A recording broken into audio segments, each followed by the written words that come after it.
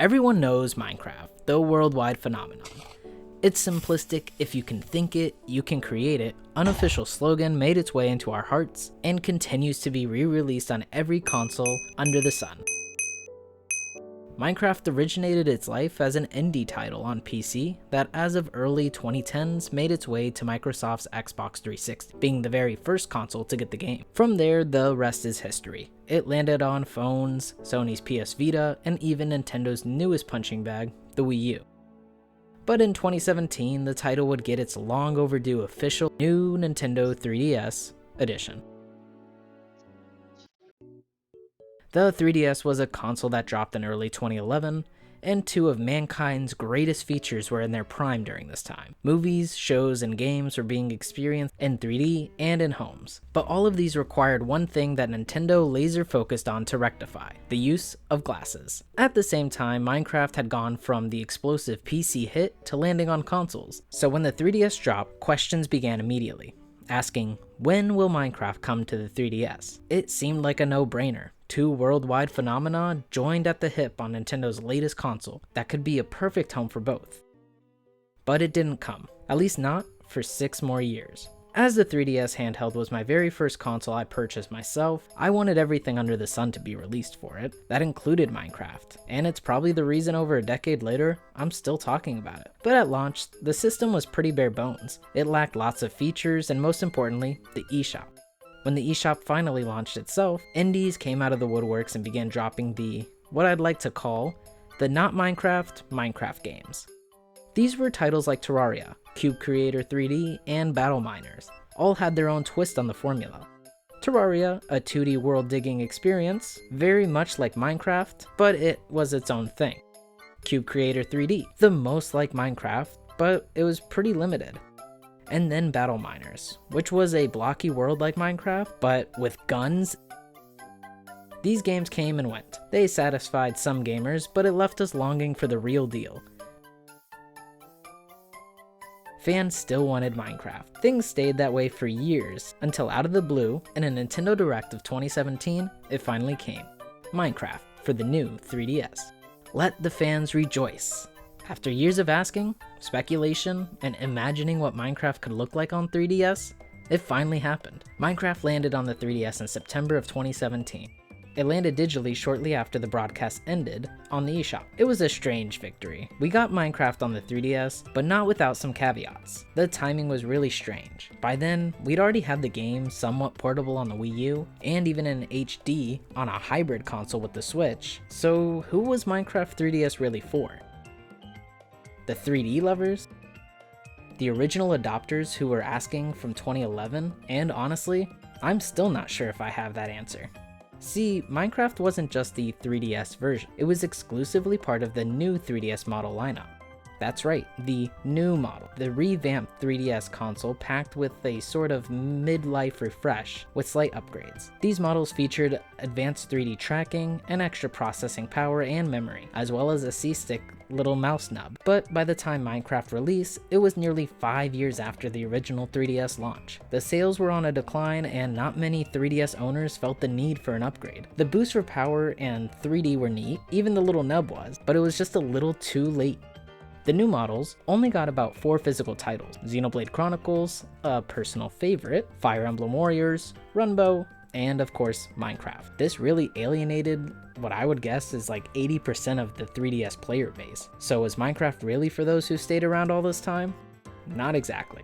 But that was just the tip of the iceberg. Minecraft, for the new 3DS, hit digital storefronts months after the Switch version, leaving many of the fans with the 3DS little reason to hold out for that version. The Switch version was HD, had multiplayer, online, and was portable. But then the 3DS version did launch, and it really felt like an afterthought. It felt like a strange addition that probably would have come before the Switch's radical success. Maybe if it came out in the state it did, 3 or 4 years earlier, it could have been a massive seller. Maybe even a must-buy title, but after the Switch eclipsed the market, it was easily the better choice. Missing modes, achievements, and the system-defining feature, could it find a footing in the post-Switch world? When it launched, it left much to be desired. Booting up the game brought us to a barren, soulless shell of what the game would become. Now I won't lie, still fun to be had. I previously spent countless hours building pixel art back on the 360 version, or setting up ridiculous amounts of TNT just to watch the world burn. But coming out in 2017, without multiplayer, achievements, the end, or even 3D, it felt like Mojang and other Ocean Interactive had left the 3DS owners high and dry. But here's the twist.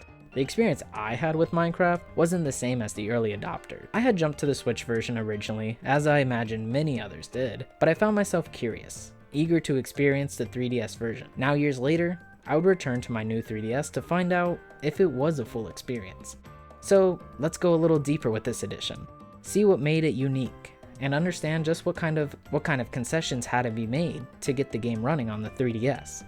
For the past 2 months, I've dived into Minecraft 1.9.19, the final update to come to the 3DS. And it's a huge leap over the original launch version. Nearly all of the fans' complaints have been addressed. Improved frame rates, multiplayer, and achievement, the end, and oh yeah, 3D. Oh wait. That never came, never mind. But this was a momentous leap over the original launch. There were lots of version differences as well. The new 3DS, despite being more powerful than the original, had limitations compared to the other consoles.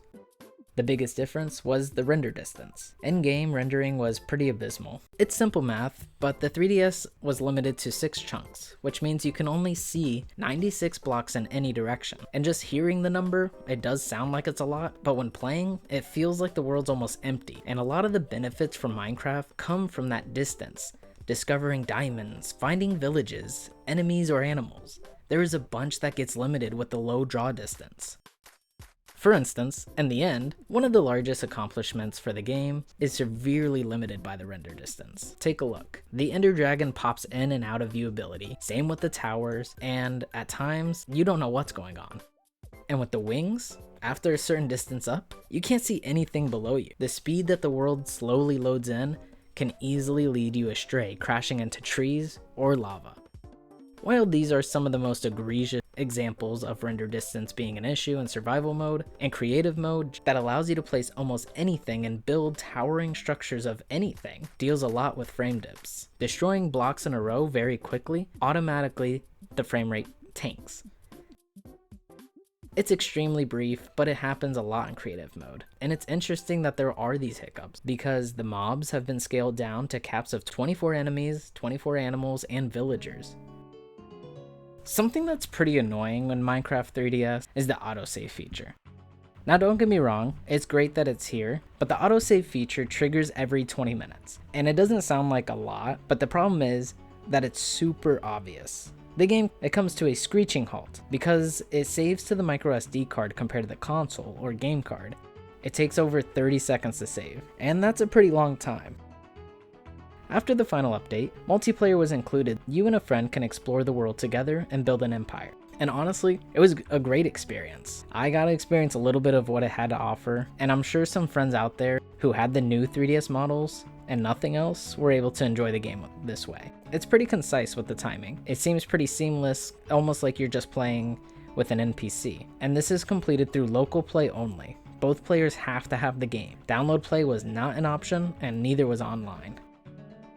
The render distance is Minecraft's biggest enemy. The vistas of Minecraft are really captivating. Viewing its blocky world and listening to that tranquil music, it's so nice. But because of having issues with rendering, it makes the experience kinda sour. Despite all the good Mojang was able to create in this edition, render distance has gotta be its biggest issue.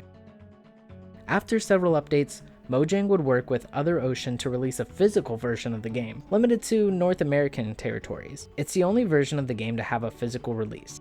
But that doesn't mean that the other regions of the world were left out in the nether. Minecraft did get a snazzy looking limited edition new 2DS XL console. It featured probably the most well-known character, the Creeper, as the color palette and limited edition console came bundled with Minecraft as well. Personally, I love the vibrant green. The Creeper's face really pops, metaphorically and literally. The outside of the shell for the 2DS has different raised and lowered pixels for the Creeper to highlight that pixel look. I think this is one of the best game exclusive variations of the 3DS family systems out there. Right behind that beautiful, masterful, crafted by the gods, Hyrule Shield new 2DS XL. From there, the 3DS and the Minecraft were no more. No more updates, and the most enticing update for the 3DS of playing in 3D would always just remain coming in a future update. There is a decently sized community of modders who have published a lot of their own updates to textures and more that could be added to the game through the SD card and homebrew, giving it a real revitalized life on the console, but those are all unofficial. However, if you are interested, they're out there. Support ended for Minecraft New 3DS after that final update, 1.9.19, ending the chapter of Minecraft Edition forever. While the 3DS began to fade into the background, a continued collaboration between Nintendo and Minecraft thrived, but in a way no one saw coming. Stepping onto the grandest stage of all, Super Smash Bros. Ultimate, Steve would finally get his moment to shine, carving his path as a true champion, proudly munching on his steak as he dominated the battlefield. For a time, Steve's victory felt complete. His reveal was a celebration, not just for the fans, but for Minecraft's enduring legacy with Nintendo. Steve wasn't alone though. Along him, we saw Alex, Zombie, and Enderman, bringing the full Minecraft experience into the chaotic world of Smash. And as if that wasn't enough, Steve and Alex would go and make history again, becoming the fourth pair of characters in the game to each get their own amiibo. It was a sweet nod to their place in the gaming world, marking a triumphant return. But here is where it gets bittersweet. Back when Minecraft first was dropping on the new 3DS, the box art hinted that amiibo were coming, a small detail that filled us with hope, at least myself. But that icon was later removed, and it seemed like a distant dream that it would come, a missed opportunity. Yet, looking at those amiibos today, it feels like that dream, in some way, came full circle. Thanks for watching. Till next time.